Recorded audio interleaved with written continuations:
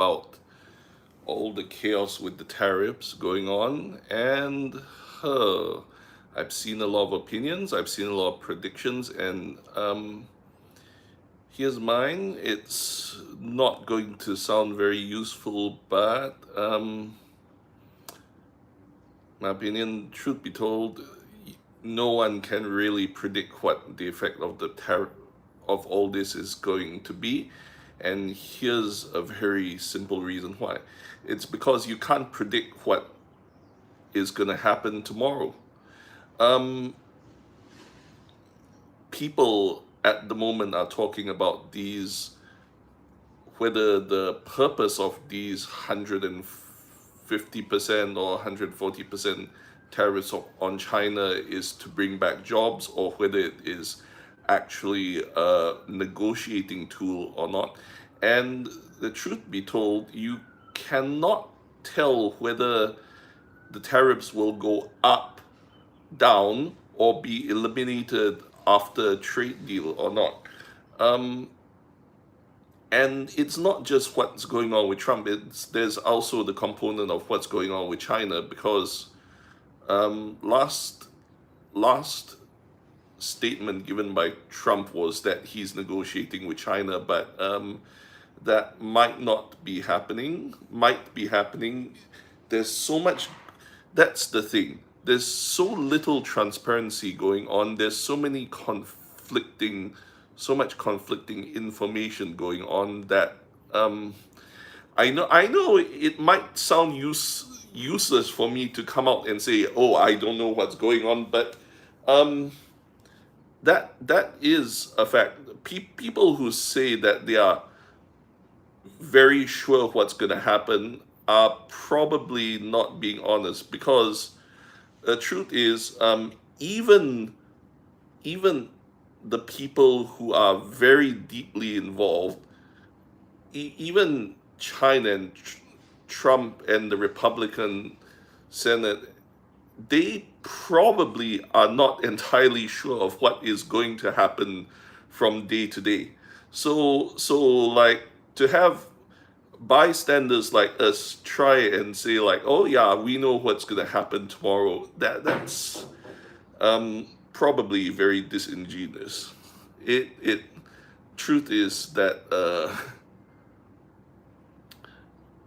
that's why businesses and consumers are having a hard time, because a lot of business decisions rely on being able to predict the future. It's very hard to do business if you don't know what is going to happen tomorrow in terms of costs, tariffs, consumer demand. These are just, it's basic knowledge, and you don't really need an economics degree to be able to say stuff like this. But yeah, so what's gonna happen going forward? Again, I don't know. Um, what I can do, however, is I can give a bit of breakdown on stuff that has already happened. For instance, I can tell you why the idea that tariffs are going to bring manufacturing back to America isn't working out at the moment. And it won't work out unless they change how it works.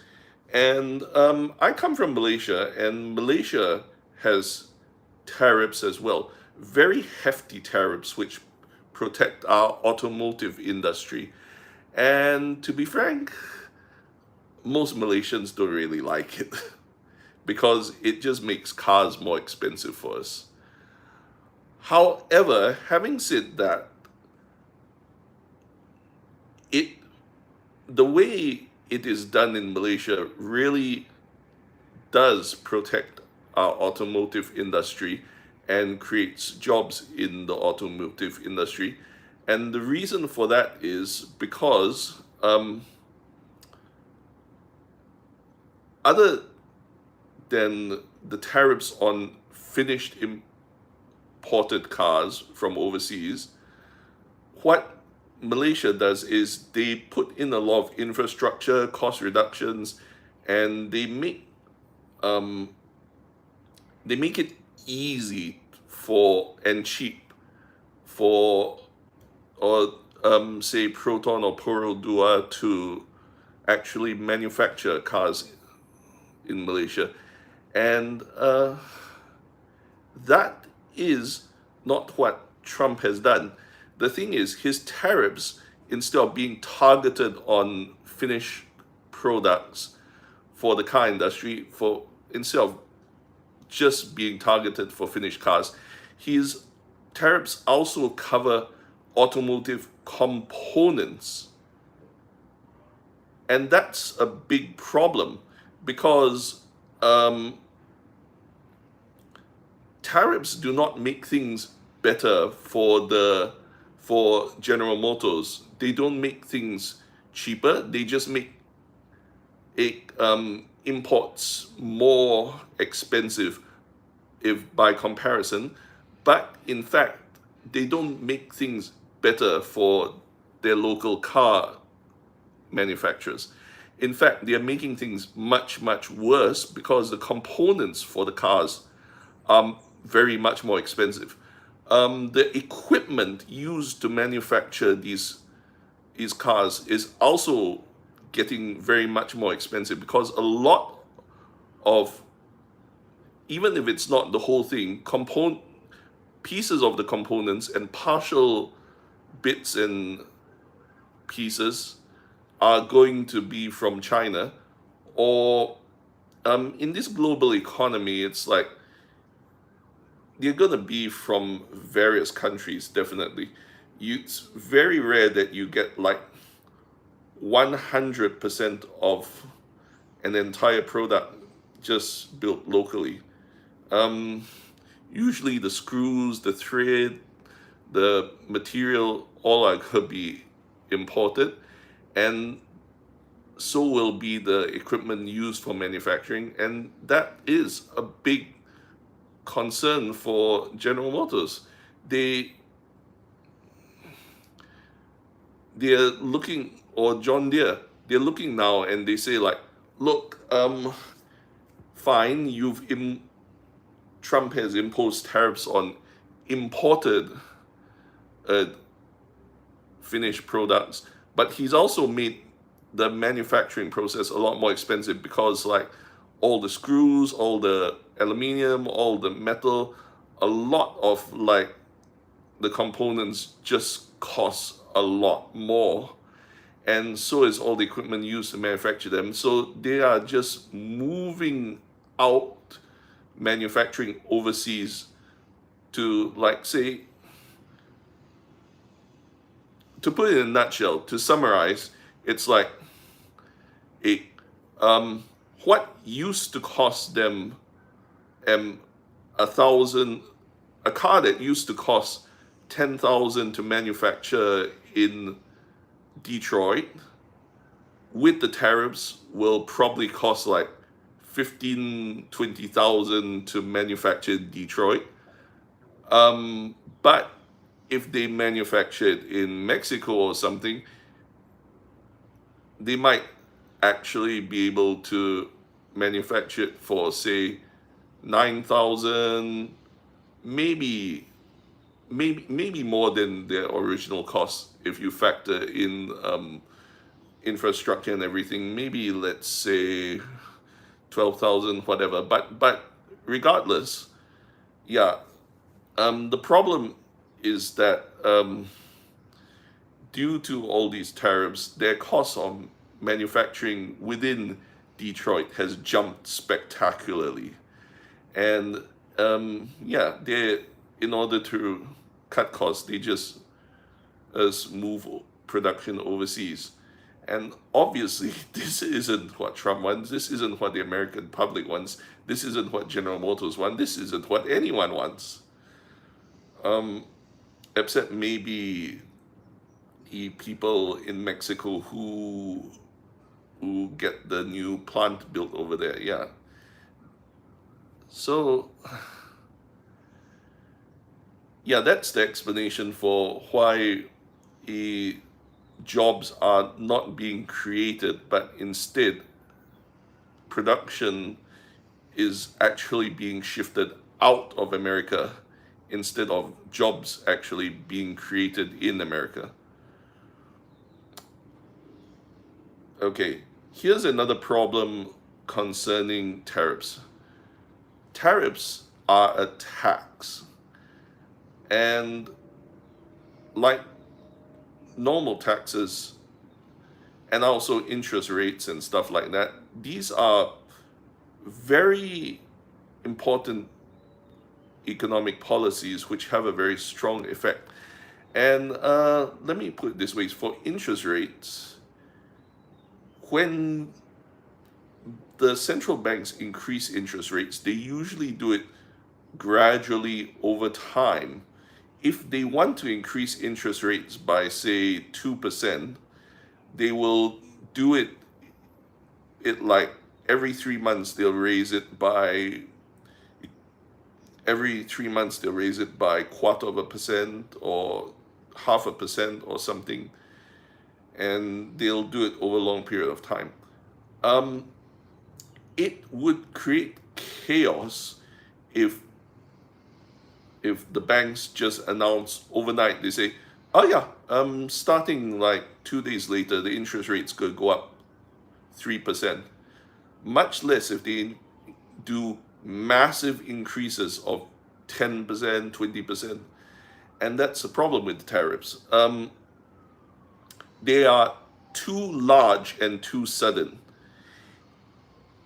When a lot of people were talking about tariffs, they were expecting, like, say, 5, 10, 15%, and that would be probably gradual. Like they will announce, like, by the end of the year, the tariffs will be 10% on such and such a country. That gives businesses and consumers time to plan. It gives supply chains time to be established. You can come up with alternatives. You can do there's a lot of planning and business decisions that take time, and you can't just throw large changes in a very small amount of time without causing massive disruptions. Again, you don't need an economics degree to know this. It's just common sense.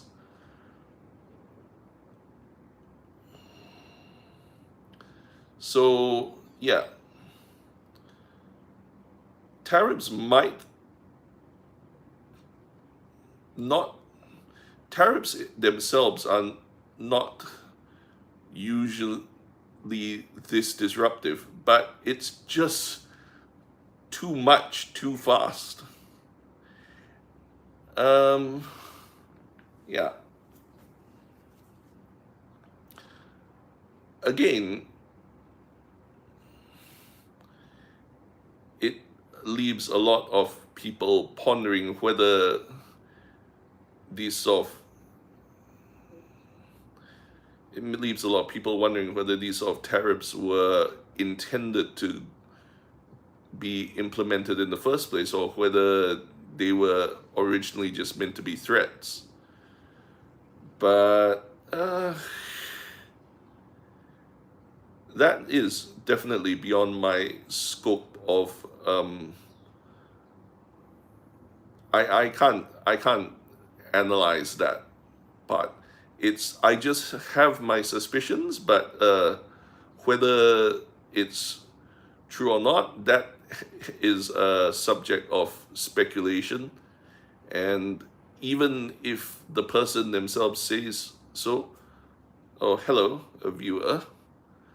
Anyhow, even if the person themselves says so, you can't always trust what's being said. So, yeah.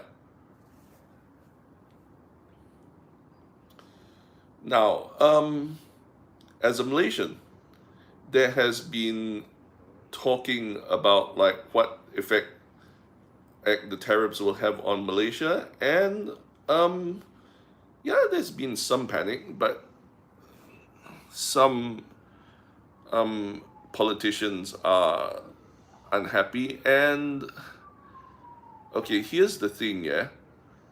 Just talking about the tariffs between China and America, that is not necessarily a bad thing for Malaysia, because Malaysia trades a lot with America and China. And here's the thing: trade wars are bad, but trade wars are bad for the countries which are actually in the war, trade war. Usually, well, not usually, but quite a significant portion of the time, um, competitors will benefit. It's this again is possibly economics 101 or something simple, but here's the thing. In general, if your competitor is facing problems, that's good for you. So yeah, we're talking about Malaysia and our semiconductor exports, for instance. Um, if our competitors are getting faced with heavy tariffs, then usually that makes it easier for our own exports. So now let's talk about um, elastic and inelastic demand. There's It's like this. When talking about Malaysia's semiconductor industry and our exports to America, we are currently at 10% tariffs. And so America has this sort of several options. One is that they can import less from us and then just deal with the shortfall of semiconductors, or they can look for someone else to import from. And those, as far as I know, are the two main options. And I don't, it's not really cheaper for them to import from anyone else, because America is imposing the 10% tariffs on every single country in the world. Normally, if you put a tariff on one particular country, that country will have trouble exporting to you, because your companies will just import from cheaper alternatives. But in America's case, they've slapped this same 10% tariff on every single other country in the world. So in fact, American tech companies will not really be looking for alternatives to import semiconductors from, because to them, our semiconductors are still, they're more expensive if by 10%, but every single other country's semiconductors are 10% more expensive too. So what difference does it actually make? So that's in terms of looking for trying to import from other countries. So in theory, it shouldn't have too much of an effect on us in terms of that. There is the question of total demand, how much semiconductors will be imported by America in total. And that's where demand elasticity and inelasticity come in. It's like this. They need their semiconductors. Apple needs their semiconductors. Their washing machine companies need their semiconductors. Their air conditioning, all the electronic companies, they can't just say, oh, we'll live without as many semiconductors. They will still need just as many semiconductors as before, because it's one of those things that they just will continue to need it, based on their manufacturing numbers. The only question is whether America's economy will slow down and require fewer finished products and hence fewer semiconductors, which is another question entirely. But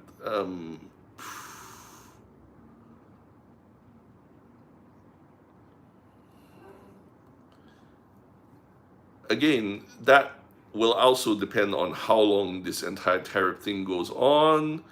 It's a very complex question, which I would not be able to predict. There are too many variables. But for the simple answer, I would say that in the short run, companies which use semiconductors and companies which use Malaysian products in America will likely keep importing stuff from Malaysia, because we're 10% more expensive, but so is everything else. And in the short term, they don't have many alternatives, right? For the long term, though, you can never know what will happen, because people can and do find alternatives, deals are made. But short term, yeah, we should be fine, hopefully. Okay. Either my comment section is very empty, either my comment section is not working, or no one is giving any comments. That's very sad. But thank you for the one viewer who is watching me live stream. You are a great comfort to me. I was feeling lonely. Now, what next should I talk about? Is there anything you want to discuss? Just, if not, then I will say about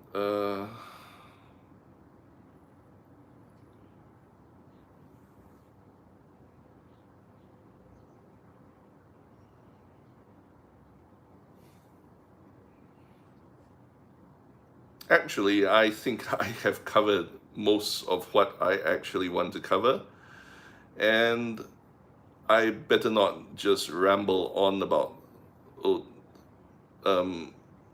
irrelevant stuff. So yeah, that would be it for me, and this is Jason Red 79 signing off. Take care.